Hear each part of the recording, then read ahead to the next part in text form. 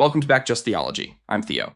And I'm Sarah. Today, we're embarking on a massive journey. We are going through the Bible chapter by chapter, but we're starting with something unique, the Gospel of John. How are you feeling about this, Theo? Man, I'm excited, but also a bit challenged. John is different. When you read Matthew, Mark, and Luke, it feels like they're trying to give you a timeline, a human record of what Jesus did. But John opens up with something that feels almost cosmic. It's like he doesn't care about the timeline. He cares about the mystery. You've hit the nail on the head. Matthew, Mark, and Luke are called the Synoptic Gospels because they share a similar external perspective. They answer what Jesus did and what he said. But John, writing decades later at the end of his life in Ephesus, was looking at Jesus from the inside out. His question isn't, what did he do? But who is he in the grand scale of eternity? And you can feel that from the very first sentence. Verse 1, in the beginning was the Word, and the Word was with God, and the Word was God. Sarah, my brain already wants to freeze. In the beginning was the Word. Why does he call Jesus the Word? In Greek, the original language of the text, the term is logos. For the Greek philosophers of that era, the logos wasn't just a spoken word.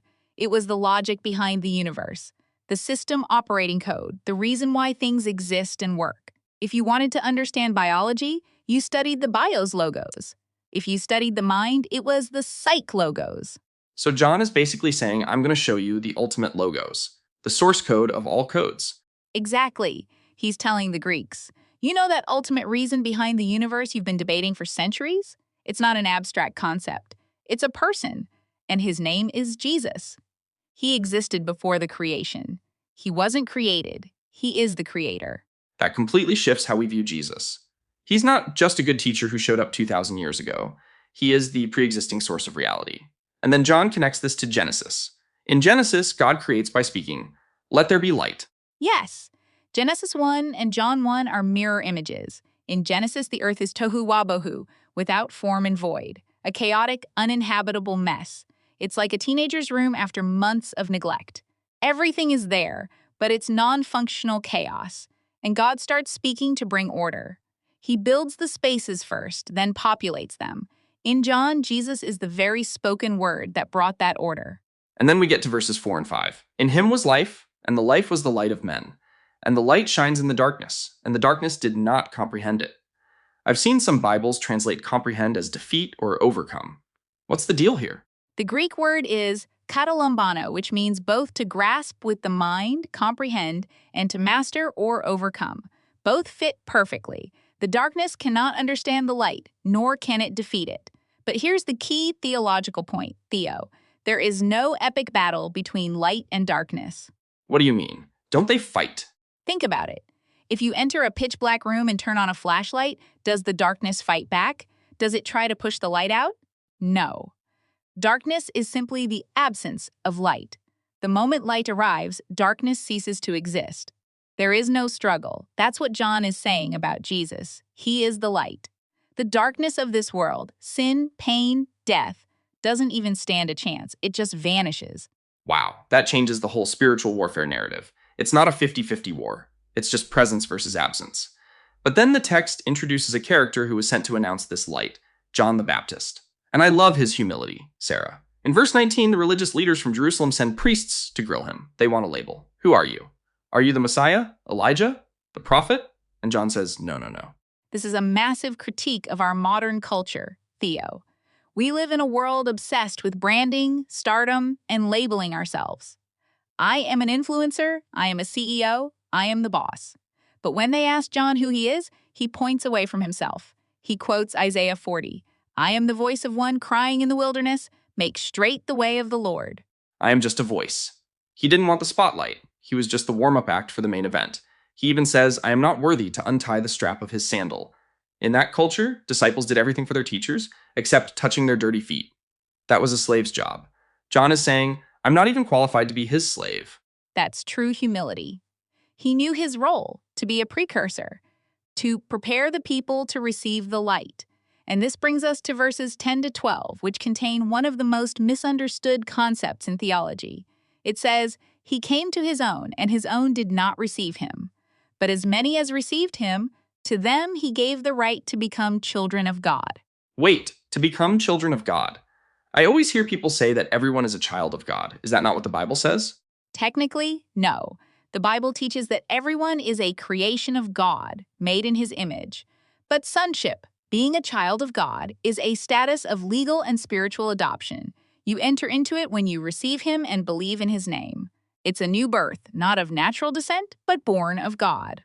So, we are all his creatures, but we choose to become his children by accepting the relationship he offers. That's a huge distinction. It makes sonship a decision of intimacy, not just a biological default. Exactly. And how did God make this relationship possible? Verse 14, and the Word became flesh and dwelt among us, and we beheld his glory. That word dwelt is fascinating. In Greek, it's skinu, which literally means tabernacled or pitched a tent.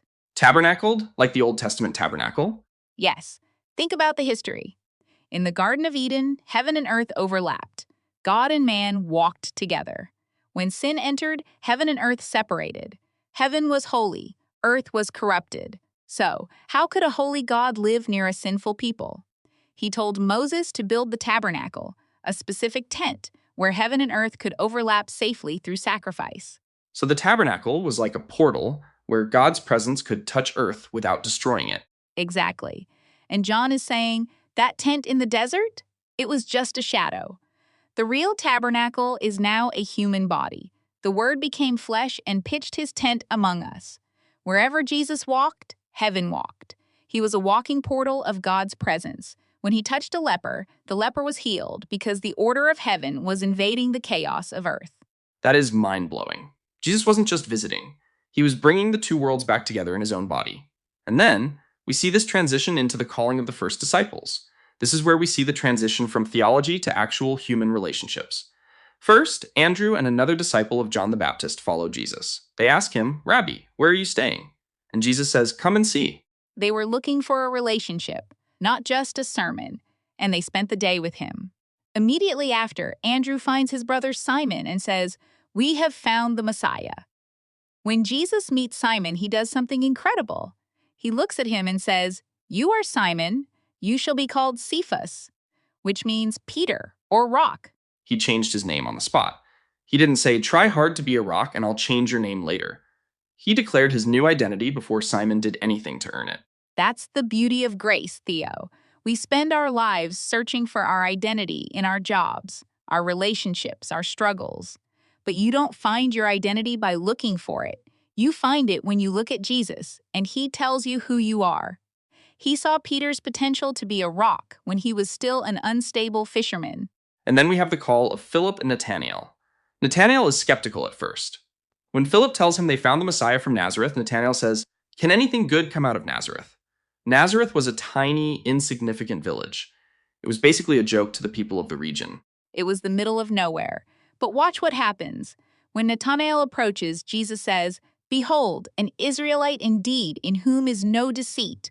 Nathanael is shocked. How do you know me? And Jesus replies, before Philip called you, when you were under the fig tree, I saw you. Under the fig tree. In Jewish tradition, praying or meditating under a fig tree was a common practice for those seeking God in secret. Jesus was telling him, I saw your heart when you thought you were completely alone. And that personal revelation instantly shatters Nathanael's skepticism. He goes from, can anything good come from Nazareth? To, Rabbi, you are the Son of God. You are the King of Israel. Just like Peter, Nathanael was known by God before he even met him. It all comes back to relationship. John chapter 1 shows us a God who isn't distant. He is the Logos who created the universe, but he is also the one who pitches his tent in our human struggles, changes our names, and sees us when we think we are hidden under the fig tree. It's the perfect blend of grace and truth. Moses brought the law, which showed us the rules, but Jesus brought grace and truth, which showed us the Father. Man, this chapter is deep. I think we've barely scratched the surface, but the view from here is amazing. As Peter later said in chapter 6, Lord, to whom shall we go? You have the words of eternal life. Indeed. And that's a wrap for our first episode. We want to hear from you in the comments. What part of John 1 challenged you the most today? Don't forget to like, subscribe, and share this video. In the next episode, we are diving into John chapter 2, the first miracle at the wedding in Cana and the clearing of the temple. Things are going to get interesting. See you next time on Just Theology. Bye, everyone.